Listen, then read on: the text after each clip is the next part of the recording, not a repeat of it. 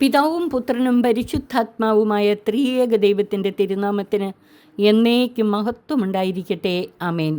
കർത്താവിനാൽ ഏറ്റവും അനുഗ്രഹിക്കപ്പെട്ട പ്രിയ സഹോദരങ്ങളെ, ക്രിസ്തു ശിഷ്യർ എല്ലാവരും അറിഞ്ഞിരിക്കേണ്ട 5 പ്രധാന കാര്യങ്ങളെക്കുറിച്ചാണ് ഇന്ന് നാം ധ്യാനിക്കുന്നത്. 1. ക്രിസ്തീയ ആധ്യാത്മികത വചനാധിഷ്ഠിതമാണ്. വിശുദ്ധ ഗ്രന്ഥത്തിലൂടെ നമ്മോട് സംസാരിക്കുന്ന ദൈവത്തിൻ്റെ വചനം ക്രിസ്തീയ ജീവിതത്തിൻ്റെ അടിസ്ഥാനമായി നിലകൊള്ളുന്നു.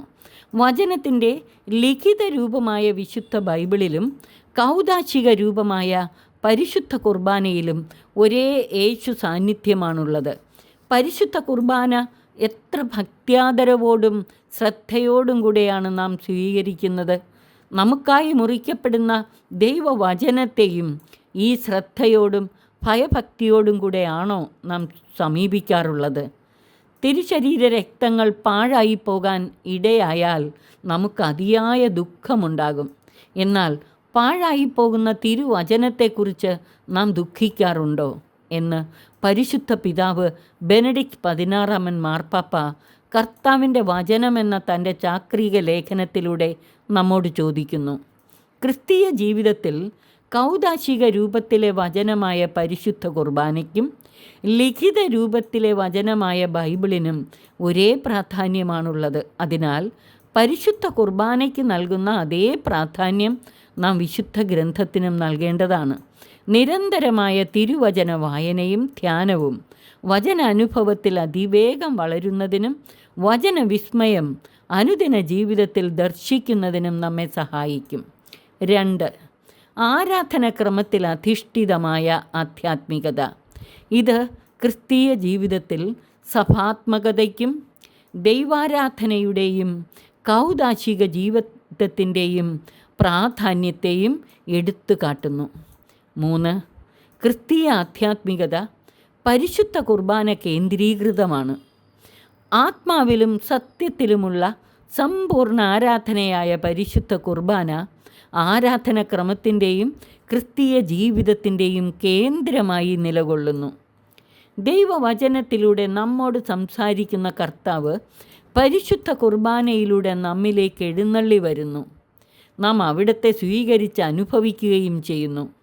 നല്ല ഒരുക്കത്തോടെ പരിശുദ്ധ കുർബാനയിൽ പങ്കുചേരുന്നവർക്ക് ദൈവമനുഷ്യ സംഗമവേദിയായ പരിശുദ്ധ കുർബാന പ്രദാനം ചെയ്യുന്ന ദൈവവുമായുള്ള കണ്ടുമുട്ടലിൻ്റെ അനുഭവം അവർണ്ണനീയമാണ്.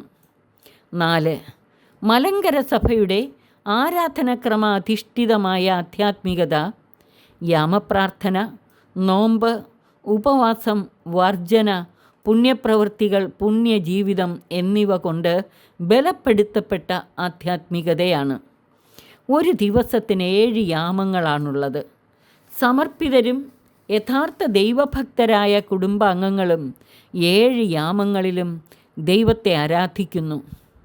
കുടുംബസ്ഥർ 7 യാമങ്ങളിലും സാധിച്ചില്ലെങ്കിലും രാവിലെയും വൈകിട്ടുമെങ്കിലും ദൈവാരാധനയ്ക്കായി തിരുമുമ്പിൽ അണയണം. ദൈവാനുഗ്രഹങ്ങൾ പ്രാപിക്കുന്നതിന് നമ്മെ സഹായിക്കുന്ന ഒന്നാണ് നോമ്പ്. ആഴ്ചയിലൊരിക്കൽ, പ്രത്യേകിച്ച് വെള്ളിയാഴ്ചകളിൽ നോമ്പ് നോക്കുന്നതിന് പുറമേ സഭാവത്സരത്തിലെ പ്രധാന നോമ്പ് കാലങ്ങളിൽ നോമ്പ് നോക്കേണ്ടത് അനിവാര്യമാണ്. ദൈവജനത്തിൻ്റെ കടമയാണിത്. 5. പ്രേക്ഷിത തീഷ്ണതയിലേക്ക് നയിക്കുന്ന ആധ്യാത്മികത. യഥാർത്ഥ ക്രിസ്തു ശിഷ്യർക്ക് ക്രിസ്താനുഭവം പങ്കുവയ്ക്കാതിരിക്കാനാവില്ല. മാത്രമല്ല, സകലരോടും സുവിശേഷം പ്രസംഗിക്കുക എന്നത് കർത്തൃകൽപ്പനയുമാണ്. ക്രിസ്തീയ ആധ്യാത്മികതയുടെ പ്രേക്ഷിത മാനം ലക്ഷ്യം വയ്ക്കുന്ന 3 പ്രധാന കാര്യങ്ങളുണ്ട്. 1. സഭ ഐക്യം. ക്രൈസ്തവരെല്ലാവരും സത്യസഭയെ ആശ്ലേഷിക്കണം. അങ്ങനെ എല്ലാവരും ഒന്നാകണം എന്ന യോഹന്നാൻ 17:20-23 വരെയുള്ള വാക്യങ്ങളിലെ യേശുവിൻ്റെ പ്രാർത്ഥനയും യോഹന്നാൻ 10:16 ഒരിടയനും ഒരാട്ടിൻപറ്റവുമാകുമെന്ന യേശുവിൻ്റെ വാഗ്ദാനവും നിറവേറണം. 2. ക്രിസ്തു ശിഷ്യരുടെ സുവിശേഷ സാക്ഷ്യത്തിലൂടെ എല്ലാവരും യേശുവിലേക്ക് ആകർഷിക്കപ്പെടാനിടയാകണം.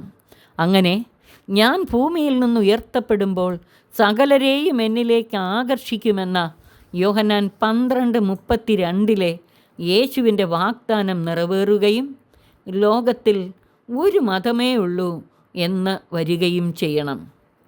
കർത്താവേ, ക്രിസ്ത്യാനികളുടെ പീഡകനായ സൗളിനെ അങ്ങയുടെ മിത്രമായ പൗലോസാക്കി മാറ്റിയ അങ്ങയുടെ പ്രവൃത്തി ഇന്ന് ഞങ്ങളുടെ ഇടയിലും നിറവേറ്റണമേ എന്നും ലൂക്കാ 19:40 ഇവർ മൗനം ഭജിച്ചാൽ ഈ കല്ലുകൾ ആർത്തു വിളിക്കുമെന്ന് അരുളിച്ചെയ്ത കർത്താവേ, കല്ലുപോലെ ഉറച്ച ഹൃദയങ്ങളെ അലിയിച്ച് അങ്ങിലേക്ക് ആകർഷിച്ചടിപ്പിക്കണമേ എന്നും നമുക്ക് പ്രാർത്ഥിക്കാം. 3. എല്ലാവരും ദൈവ ഐക്യത്തിലെ വിശുദ്ധ ജീവിതം നയിക്കണം. അങ്ങനെ നിങ്ങൾ പരിശുദ്ധരായിരിക്കുവിൻ, എന്തെന്നാൽ നിങ്ങളുടെ ദൈവവും കർത്താവുമായ ഞാൻ പരിശുദ്ധനാണ്. ലേവ്യ 19:2. ഈ ദൈവപിതാവിൻ്റെ കൽപ്പനയും നിങ്ങളുടെ സ്വർഗസ്ഥനായ പിതാവ് പരിപൂർണനായിരിക്കുന്നത് പോലെ നിങ്ങളും പരിപൂർണരായിരിക്കുവിനെന്ന മത്തായി 5:48 യേശുവിൻ്റെ കൽപ്പനയും നിറവേറണം. വിശ്വാസികളുടെ ആധ്യാത്മിക നവീകരണത്തിലൂടെ ഇത് സാധ്യമാകണം. അങ്ങനെ ഒരു പുതിയ ആകാശവും പുതിയ ഭൂമിയും സംജാതമാവുകയും നമ്മുടെ കർത്താവിൻ്റെ മഹത്വപൂർണമായ പുനരാഗമനത്തിന് വഴിയൊരുങ്ങുകയും ചെയ്യണം. ഈ ലക്ഷ്യങ്ങൾ സാക്ഷാത്കരിക്കാൻ സർവശക്തൻ നമ്മെ അനുഗ്രഹിച്ച് ആശീർവദിക്കട്ടെ. ആമേൻ.